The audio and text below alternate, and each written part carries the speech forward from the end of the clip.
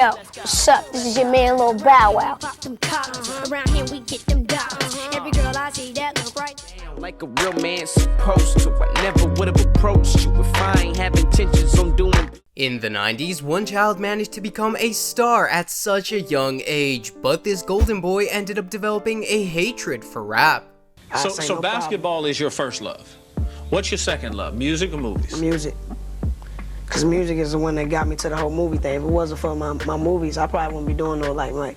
A few moments later. Rap shit brings stress. I don't like no motherfucking stress. I am distressed all motherfucking year up until right now. In this video, we'll figure out why this happened, why he wanted to commit suicide, and why he grew to hate the very thing that brought him millions. Bow Wow, whose real name is Chad Gregory Moss, was born on March 9th, 1987. From an early age, the boy was drawn to hip-hop and loved listening to gangsta rap, so it doesn't come as a surprise that he initially took on the name Kid Gangsta. Later, he learns that Dr. Dre and Snoop Dogg were coming to his city. The Chronic Tour wasn't a place most parents would consider taking their 6-year-old, but Chad's mother Teresa wasn't most parents. She took him everywhere. During a pause in the show, the announcer's voice carried over the crowd. Did anyone want to come up and rap? Chad's hand shot up. That moment, his life changed. The crowd began to cheer. Chad felt himself being lifted up, over his mother's head, over the heads of the fans. Suddenly, he was on stage. Looking out into the audience, he saw the thousands of people there for his heroes, for Snoop Dogg and Dr. Dre. Now they were all waiting for him. I really didn't know what was going on. I remember asking my mother, like, did they boo? Like, did they boo? Because, I mean, when it was so much money, but it was love. During a break between sets for musicians, fans were asked if they wanted to get up on stage and rap. Most of them weren't very good, so when Chad approached the microphone, nobody was expecting much. They were about to be surprised. He wasn't very nervous. He'd done this before at local talent shows and in his living room. After his set, Chad was rushed backstage. The headliner wanted to meet him. Snoop Dogg had heard Chad's performance. He was impressed. Backstage, the older hip-hop star looked at Chad and saw something familiar. He saw the same energy, the same stage confidence, and the same skills he had.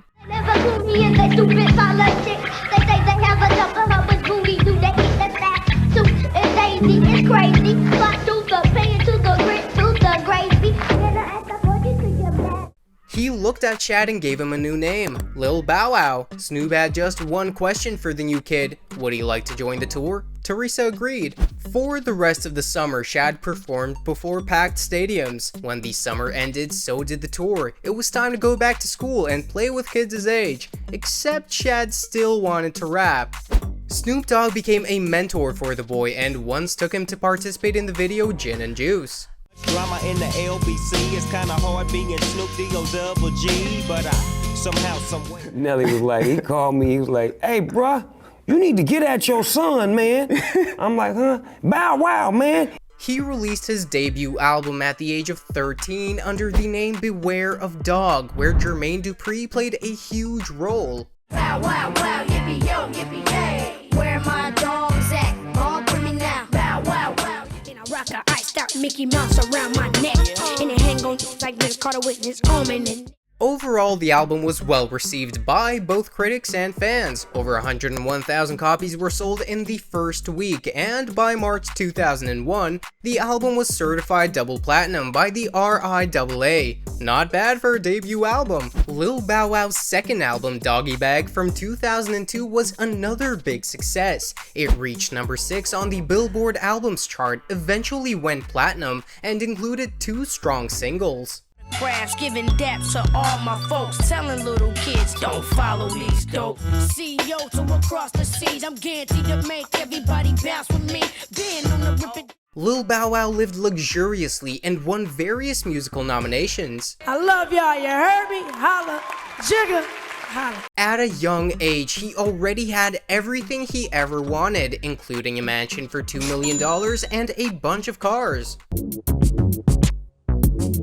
This is the bumblebee, right? Then he removes the Lil part from his name, since there were a lot of Lils at that time. The third album, titled Unleashed, didn't show impressive results and eventually sold less than 1 million copies, but several tracks did manage to hit the charts. Conversation's amazing. In my phone, shorties in heavy rotation. Thinking to myself like this is the one. For tears, I was wishing you could tell me your fears, but I'll start with your name. You told me how you meant. But his next album, called Wanted, did go platinum. I know you ain't used to it, but you gon' get used to it, cause that's the only way I'ma do when you let me. I ain't never had nobody do me like you. Now I done been with different kind of girls, so like I done seen them. In 2006, he releases The Price of Fame, where again several hits appear on the Billboard chart. You ain't called, I ain't even appalled. I still got a lot of pain, I ain't dealt with it all. I've been running around with shorty like mine. Baby, yes, I'm addicted to how this is going out to all the shorties around the world. In addition to music, he also starred in many films, but I'd like to pay special attention to his role in the Fast and the Furious Tokyo Drift. Don't ask, don't tell. Name's Twinkie.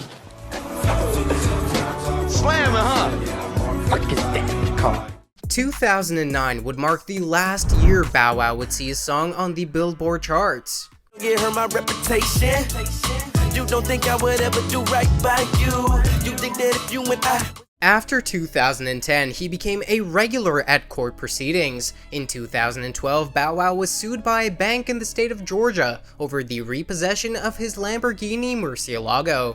The bank received $161,000 when reselling the vehicle, but sued Bow Wow for the $25,000 it cost them to do so. Of course, when this was brought to the attention of the public, Bow Wow denied everything and insisted he was financially comfortable. He was brought into court again for child support later that year, and it was revealed how not okay his finances actually were. Bow Wow disclosed to the courts that he was only earning $4,000 per month at Cash Money Records. Additionally, he leased a Jeep at that time. In combination with other bills, this only left him with an excess of $1,500 per month. However, it was later uncovered that Bow Wow withheld earnings from the court. You were broke and you only made $4,000 a month. Yeah, I mean, I'm a businessman.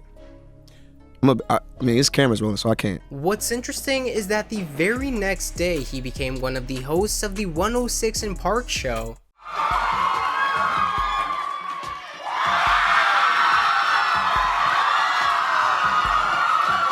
Later, he was ordered to pay $11,500 in child support.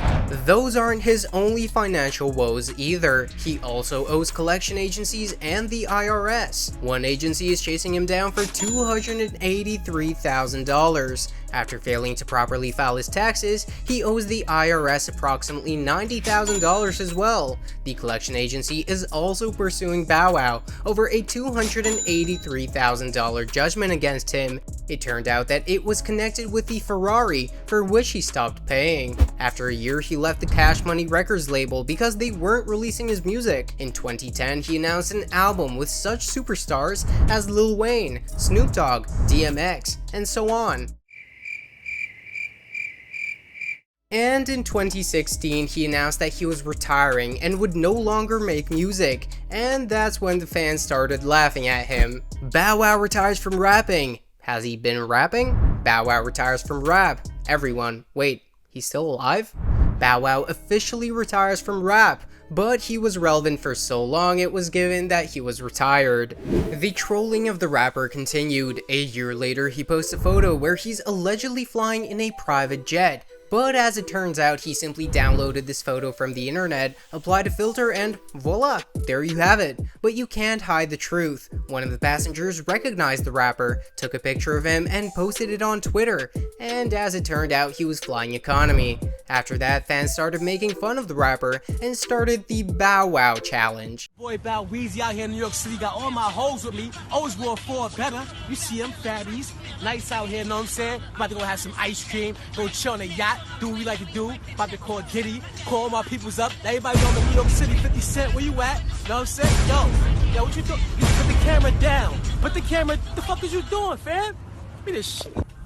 Yeah, just enjoy, you know, a beautiful day at the pool, you know, blessings every day, you know, every day, blessings. Babe, stop playing. Get out the pool. What you doing? It's alright, babe. You stay in the pool. I can see you in a little bit. I'm like, I'm not doing mood pick, but I'm flying. I'm like, shit, I like the picture. I'm gonna throw it up. Shit, I am flying to New York, but I like this picture better. You know what I'm saying? Stop it. No, put a whole caption. No, I put a whole caption like. The story doesn't end there. He also posted a photo with the caption "Millionaire Lifestyle," but he was eventually found out because, as it turned out, a week before a different user uploaded this photo to their Instagram.